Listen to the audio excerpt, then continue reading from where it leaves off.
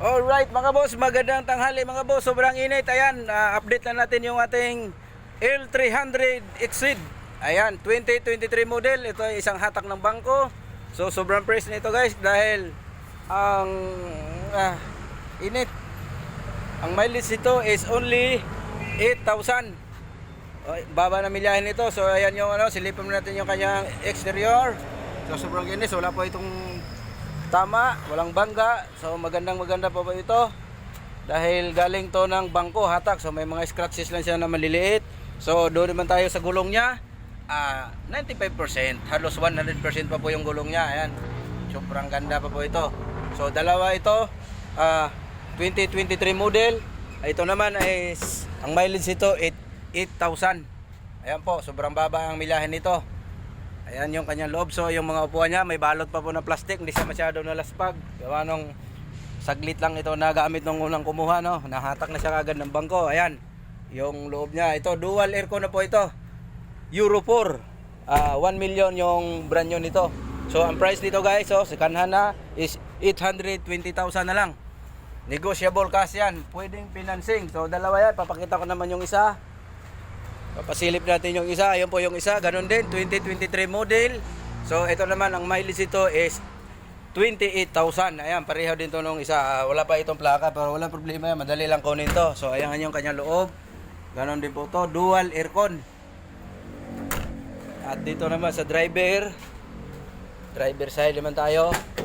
Ayan, ganun din po, may balot pa siyang plastic. So hindi pa siya masyadong nalaspag, dahil 28 lang din yung tinakbo niya. Ayan. Ayan po, so parang brand new lang siya, parang brand new. Ayan po sa mga nagninegosyo dyan. So pwede po to sa mga negosyo nyo. Pili na lang kayo, PM lang. Set out guys, set out. Set out, mga kabosing. So ayan naman, mayroon pa tayong Hilux doon na FB type naman, nandoon sa likod. Andun, sobrang init nga lang. So ito naman yung ating 18-seater naman na van, baka may gusto dyan. So ayan, pag-usapan natin yung price nito. Ang model nito is 2020 model. Ayan po yung kanyang exterior. So sobrang price din po.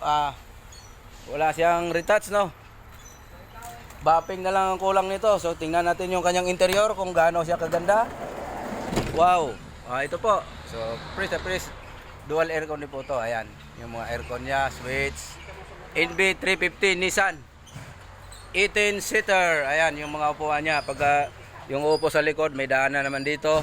Tinatayo yan bago uupo naman yung dito. Ayan. Ayan. So ayan po, pili lang po kayo. Yung mga kamuing.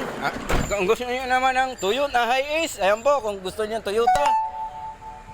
Mayroon naman tayong Toyota Hiace. Nag-iisa na nga lang to. Dati 4 to. So ayan, Toyota Hiace 2017 model. So ayan, yung exterior niya maganda naman. So sikan na siya. So di maiwasan yung konting galos, Ang mileage nito is 70,000. Ayan po yung tinakbo niya, 70,000. Ang model naman ito is 2017. Ayan po yung kanyang loob. Ayan po, sobrang init naman.